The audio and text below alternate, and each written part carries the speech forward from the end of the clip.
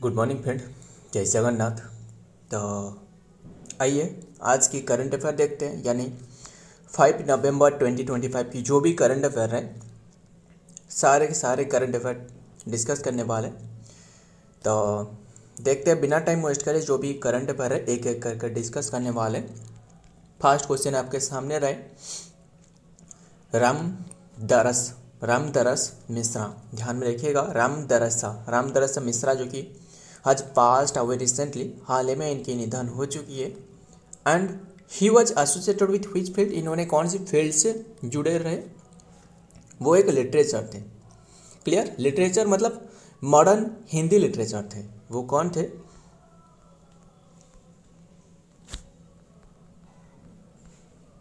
Modern Hindi literature. Clear इतनी सी बात, वो यही थे। एंड इनके हाल ही में जो कि 101 एज में डेथ हो चुकी है, मतलब सेंचुरी क्रॉस कर चुकी है, बस ध्यान में रखिएगा। एंड बात करें, इन्होंने लिटरेचर थे एंड इन्होंने कौन सी फ्रॉम जो कि यूपी से रहे, यानी उत्तर प्रदेश रहे। क्लियर, ध्यान में रखिएगा। इन्होंने जो कि काफ़ी सारे अवार्ड भी इन्होंने ले चुकी है। मतलब देखिए, सबसे इम्पोर्टेंट क्यों जानते हो ना, इनकी पद्मश्री मिली है, यानी इन्हें जो चौथी जो हाईएस्ट जो सिविलियन अवार्ड रहे, पहले तो भारत रत्न रहे, इसके बाद पद्म विभूषण रहे, इसके बाद पद्म भूषण रहे, इसके बाद तो आपको पता ही होगा ना पद्मश्री रहे, वही है चौथी जो हाईएस्ट सिविलियन अवार्ड रहे। इन्हें मिली है 2025 में, लिख देता हूँ, 2025 में मिली है, इसीलिए इम्पोर्टेंट है, ध्यान में रखिएगा। हाल ही में इनकी निधन हो चुकी है। एंड बात करें किसके बारे में, इन्हें भी और भी काफ़ी सारे, सरस्वती जानते हो ना, कोई भी रिवर के नाम से जो अवार्ड रहे ना, वो एक तो रहे सरस्वती, एक तो रहे माता सरस्वती नाम पर रहे, मतलब रिवर के नाम पर सरस्वती रिवर तो रहे ना, जानते हो ना। सरस्वती सम्मान इन्हें मिली है 2021 में। एंड व्यास अवार्ड, व्यास भी एक रिवर रहे ना, व्यास अवार्ड इन्हें मिली है 2011 में। क्लियर इतनी सी बात, जानते हो ना व्यास रिवर किसके ट्रिब्यूटर रहे? वो इंडस के ट्रिब्यूटर ही है। एंड ध्यान में रखना, इन्हें भी साहित्य अकादमी मिल चुकी है, साहित्य अकादमी इन्हें 2015 में, बस यही ध्यान में रखिएगा। एंड तो आगे देखते हैं क्या रहे, डिटेल में इनके बारे देखते हैं।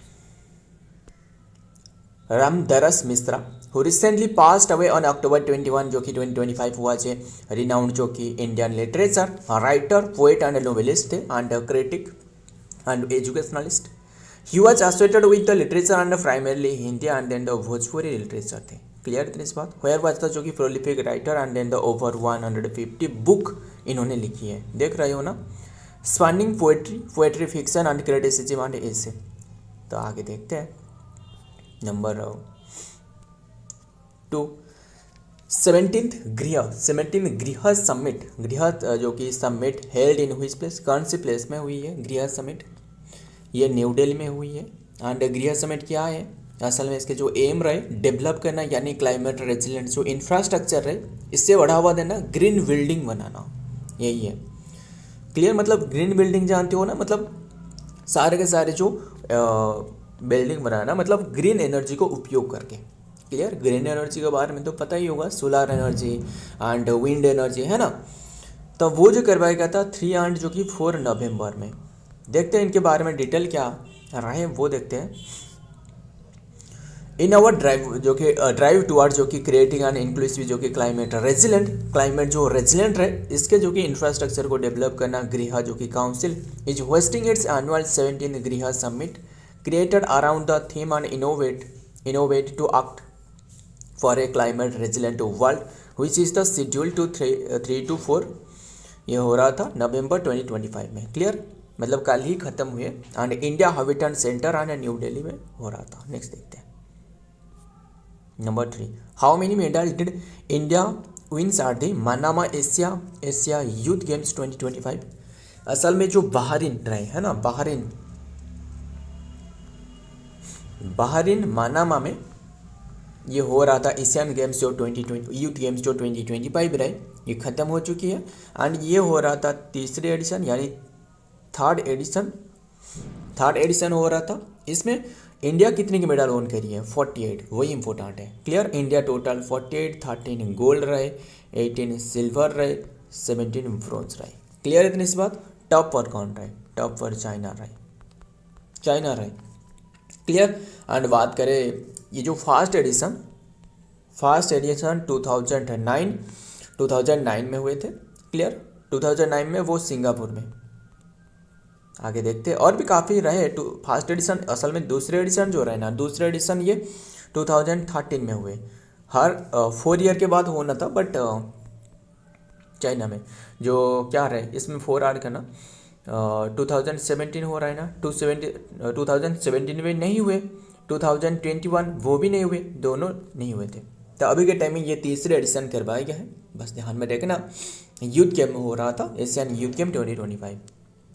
और क्या बात करें, यही ध्यान में रखना। टॉप पर चाइना रहे एंड इंडिया जो मेडल रहे, मेडल टैली में 48, इंडिया की टोटल मेडल जो कि 48 रहे। इंडिया वन रिकॉर्ड ब्रेकिंग जो कि 48 medal are the 2025 Asian Youth Games जो कि नामा बहरीन में। द टोटल इंक्लूडिंग जो कि 30 गोल्ड रहे, 18 सिल्वर रहे, 17 ब्रोंज रहे। दिस वर्क जो कि वेस्ट जो कि ever performance and the country for the event. Next देखते हैं क्या रहे number 4, India's first digital tribal freedom fighter museum. एक फ्रीडम फाइटर म्यूजियम रहे, मतलब ट्राइबल जो फ्रीडम फाइटर रहे ना, जानते हो ना, जो बिरसा मुंडा रहे, लक्ष्मण नायक तो नहीं, यस लक्ष्मण नायक भी रहे, नहीं लक्ष्मण नायक, बिरसा मुंडा रहे, है ना, काफ़ी सारे रहे। वो जो रहे इनके बारे में एक म्यूजियम जो कि फाइटर के बारे में जो म्यूजियम रहे वो बनाया गया है, लॉन्च करवाया गया है जो कि कौन सी स्टेट में? वो छत्तीसगढ़ में हाल में जो कि ये इनागोरेट करवाया गया है ना, छत्तीसगढ़ में है। इसकी जो कॉस्ट लगी है वो 50 करोड़ लगी है। ये इम्पोर्टेंट नहीं है कितना कॉस्ट रहे क्या रहे, बट कहाँ रहे ये सबसे इम्पोर्टेंट है, सबसे महत्व रखता है। इसका नाम भी पूछा जा सकता है। इसकी जो नेम रखी गई है ना, क्या रखी गई है? शहीद वीर नारायण सिंह, वीर नारायण सिंह जो कि मेमोरियल जो कि ट्राइबल जो फ्रीडम म्यूजियम, इसका नाम रखी गई है, यही है। देखते आगे। ऑन द स्टेट जो कि 25th foundation day the event will mark the launch of the India's first fully जो कि digital museum and dedicated to the tribal heroes. जो ट्राइबल हीरो है इनके लिए डेडिकेटेड है। Along with the infrastructure and project जो कि worth जो कि 14,260 जो कि करोड़ से ये बनाया गया है। द ग्रांड जो कि celebration and then the will takes place in Naya Raipur जो है, नया रायपुर छत्तीसगढ़ की बात कर रहे हैं। बस यही ध्यान में रखना। देखते आगे। Which player, कौन सी प्लेयर है? Which player was awarded the player of the series in 2025 जो women's cricket world cup. Women's cricket world cup के बारे में तो पता ही होगा, वो तो ख़त्म हुए हाल में, यानी जो संडे में हो रहा था ना, वो जो ख़त्म हुए। इसमें किसने जो कि ओन करी है, क्या रहे किसने ओन करी है जो कि प्लेयर ऑफ द सीरीज रहे, वो किसने है? ध्यान में रखना, हमने डिस्कस कर चुके हैं इनके बारे में काफ़ी बात है। जो असल में इंडिया तो ओन करी है ना, जो कि इंडिया ओन करी है, ध्यान में रखिएगा, इंडिया ओन करी है फर्स्ट टाइम, इंडिया ओन करी है first time by defeating south Africa. ये तो पता ही होगा सारे के सारे। इंडिया ने टोटल जो कि 298 रन स्कोर करी थी एंड इन्होंने 246 साउथ अफ्रीका करी थी। इंडिया जो कि 52 रनों से इन्हें हराया है। क्लियर, ध्यान में रखना। एंड बात करें इंडिया जो रनर अप रह चुके हैं ना 2005 में और एक 2017 में। क्लियर इतनी सी बात, बस ध्यान में रखना।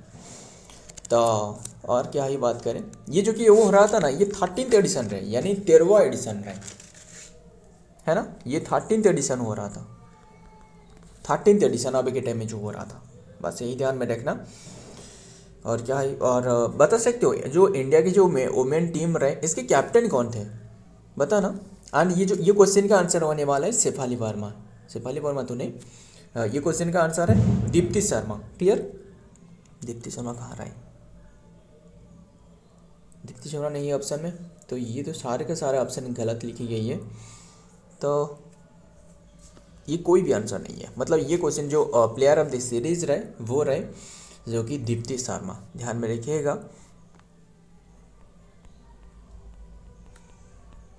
दीप्ति शर्मा यही है। एंड बात करें जो कौन थे जो कैप्टन थे ना, वो थे जो कि हरमनप्रीत कौर है ना, हरमनप्रीत कौर जो कि कैप्टन थे। बस यही ध्यान में रखना। मुझे बता सकते हो जो वोमेन्स जो वर्ल्ड कप रहे, वोमेन्स जो वर्ल्ड कप जो कि फर्स्ट टाइम वोमेन्स जो वर्ल्ड कप जो कि शुरुआत हुए थे कौन से ईयर में जानते हो ना? 1973। यानी जो वोमेन की जो रहे, सॉरी जो मेन की रहे ना, मेन की शुरुआत होने से ठीक 2 ईयर पहले ही ये शुरुआत हो चुकी थी। यानी जो मेन की पूछे तो मेन की शुरुआत हुए थे 1975। Is not it? यस। तो आगे देखते हैं, और भी काफ़ी सारे बातें रहे। और ये जो गेम रहे कहाँ हो रहा था मुझे बता सकते हो?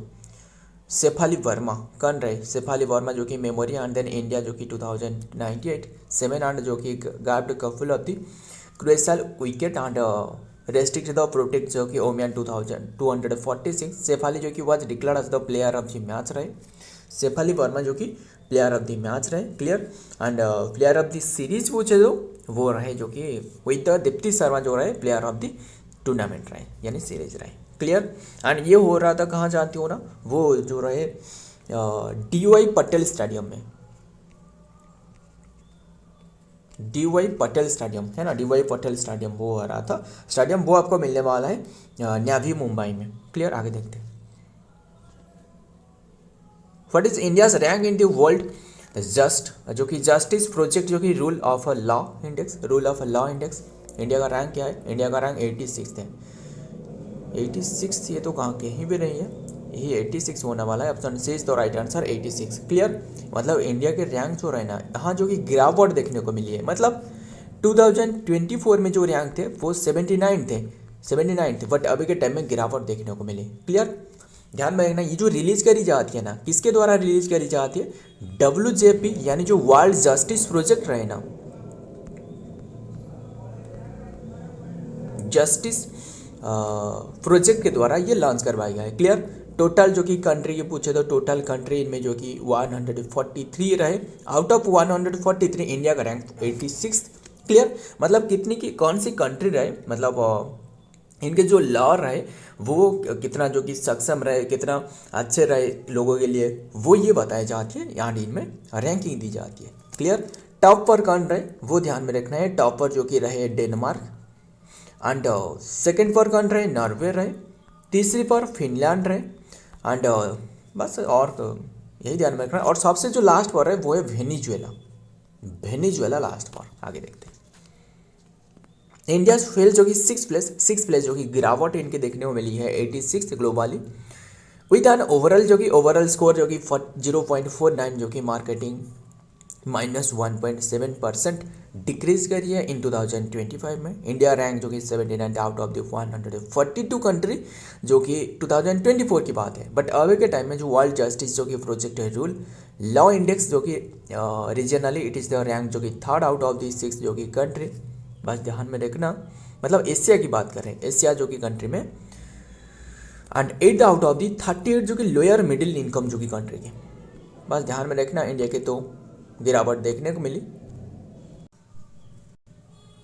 तो नेक्स्ट देखते हैं number 7, where was the apex summit held. Apex summit कौन सी प्लेस में हो रहा था? एपेक्स समिट ध्यान में रखिएगा, एपेक्स समिट ये साउथ कोरिया में हो रहा था। Option C is the right answer South Korea, clear. Apex summit के फुल फॉर्म जानते हो ना?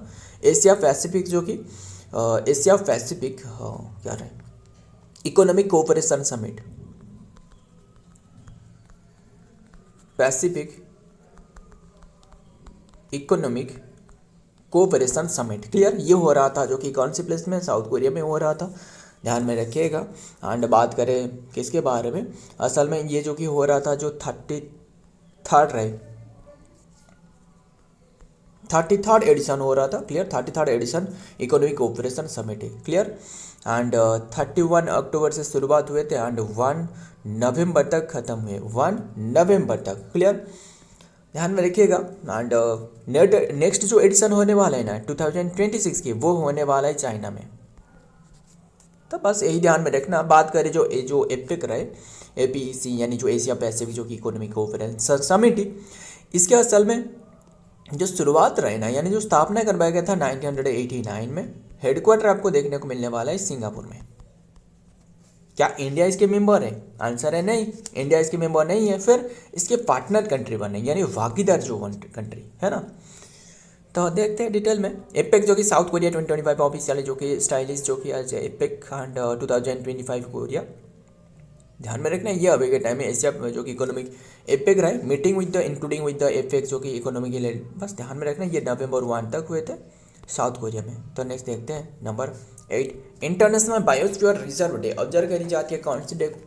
3 नवंबर को। हाल ही में 3 नवंबर में खत्म हुए। इंडिया में टोटल बायोस्फीयर रिजर्व जानते हो ना कितने रहे? 18 रहे। क्लियर? जो क्या रहे यूनेस्को में जो शामिल रहे वो 13 रहे। बस ध्यान में रखना। आगे देखते हैं डिटेल में। International biosphere reserve day is observe जो कि एनुअली ऑन द नवंबर 3 में ऑब्जर्व करी जाती है। The day was proclaim the UNESCO जो कि in 2021 to celebrate the regions where nature and human जो कि ह्यूमनिटीज एंड जो कोएग्जिट कर रहा है एंड प्रमोट करना जो कि work biosphere reserve in conservation और सस्टेनेबिलिटी डेवलप के लिए। बस ध्यान में रखना, मतलब जो बायोस्फीयर रिजर्व है इससे कैसे संरक्षण किया जाए, सारे के सारे रहे। तो ऑब्जर्व करी जाती है 3 नवंबर। Number 9, who has unveiled the new assembly building in Chhattisgarh, मतलब छत्तीसगढ़ में जो न्यू असेंबली बिल्डिंग रहे वो हाल ही में इनागोरेट करवाया गया। जानते हो ना, छत्तीसगढ़ की जो स्टेटहुड डे रहे 1 नवंबर यानी 2000 में ये बने थे। हाल ही में हमने डिस्कस करी है 8 स्टेट जो कि रहे स्टेटहुड डे ऑब्जर्व करी जाती है ना। हरियाणा रहे, छत्तीसगढ़ रहे एंड काफ़ी सारे रहे ना, पंजाब रहे, रहने देते हैं, और भी काफ़ी सारे बातें रहे। तो और इसके साथ यूटी भी रहे, 5 यूटी रहे है ना, हमने डिस्कस करी थी। मुझे नीचे कमेंट करके बताना कौन सी स्टेट और कौन सी यूटी रहे, बता सकते हो। हमने शायद कल या फिर परसों हमने डिस्कस करी थी। तो ये जो इनागोरेट करवाया गया है PM नरेंद्र मोदी के द्वारा, option B is the right answer. Clear? तो बात करें इसमें जो क्या बात करें, इसके जो कॉस्ट लगी है 273 करोड़ लगी है। बस यही ध्यान में रखना। एंड कैपिटल तो पता ही होगा छत्तीसगढ़, वो है रायपुर है ना, रायपुर। CM है विष्णुदेव साई, गवर्नर जो कि रमन डेका। क्लियर? सीट जानते हो ना जो छत्तीसगढ़ की, वो है 90। नेक्स्ट देखते हैं। Prime minister Narendra Modi today जो कि इनागोरेट था जो कि new building of the Chhattisgarh legislative assembly की न्यू बिल्डिंग इनागोरेट करवाया गया है इन नवा Raipur during his visit in the state on this occasion जो कि prime minister also unveil the statue of the former जो प्राइम मिनिस्टर जो क्या रहे भारत रत्न जो कि अटल बिहारी वाजपेयी रहे, इनकी स्टैचू भी इन्होंने इनागोरेट करी है। आगे देखते हैं लास्ट क्वेश्चन एंड खत्म करते हैं। Fast BWF badminton world federation जो कि ईयर बैडमिंटन वर्ल्ड कप जो कि will be held in which country, कौन सी कंट्री में होने वाला है? यूनाइटेड अरब अमीरात में। ये शेड्यूल रखी गई है 12 to 14 दिसंबर तक होने वाला है। क्लियर? BWF का मतलब है बैडमिंटन जो कि वर्ल्ड फेडरेशन है ना, बैडमिंटन वर्ल्ड फेडरेशन। मुझे बता सकते हो जो बैडमिंटन वर्ल्ड फेडरेशन, इसकी स्थापना बताना 1934 में। और एक बता सकते हो जो बैडमिंटन एसोसिएशन ऑफ इंडिया रहे, बैडमिंटन एसोसिएशन ऑफ इंडिया रहे, इसकी स्थापना जानते हो ना, ये भी 1934 है, एक ही ईयर है। इसके हेडक्वार्टर रहे न्यू दिल्ली में। हेड कौन रहे? हेमंत बिश्व शर्मा, ये तो सभी को पता है। एंड इसकी जो हेडक्वार्टर रहे, इसके हेडक्वार्टर कुआलालंपुर मलेशिया में रहे। एंड इसके जो प्रेसिडेंट रहे वो है खुनिंग पटामा जो कि थाईलैंड से है ना। काफ़ी बातें रहे, क्या ही करें, देखते कवर करते जल्दी, बहुत ही टाइम भी हो चुकी है।